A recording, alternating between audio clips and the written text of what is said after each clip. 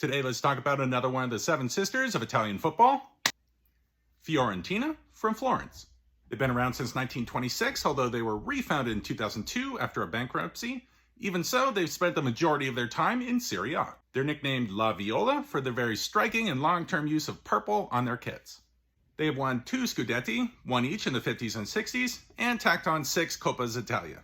In European competition, they won the Cup Winners' Cup in 1961 by knocking out Glasgow Rangers. They've been runners-up in the European Cup as well as the UEFA Cup, with the second one being pretty suspect to me because in 1990 they played against Juve, and their home leg for it was played away in a southern stadium, as well as the fact that they had to sell their biggest star, Roberto Baggio, on the day of the final to Juventus. But that cup final did put them into the rare group of 15 clubs that have competed in the final of each of the 3 levels of European Cup competition. Name me your club in the comments if you've reached the European Cup, as well as UEFA Cup and the Cup Winners' Cup finals.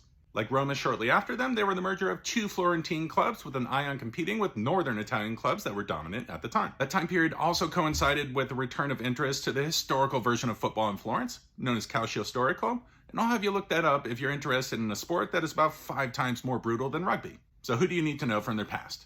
I've already mentioned Roberto Baggio, who started at Fiorentina before moving to Juventus and had an incredible career in Italian football throughout the 90s. The big name here is Gabriele Batistuta, who I mentioned during the Roma video, moving there, helping them win a title in the early 2000s.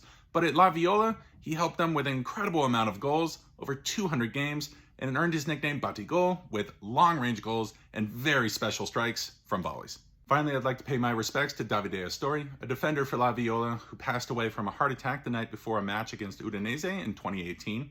Ciao, Capitano. 2 players in their current squad, Nikola Milenkovic, stuck around this offseason, even though the center back was wanted by a lot of big clubs around Europe.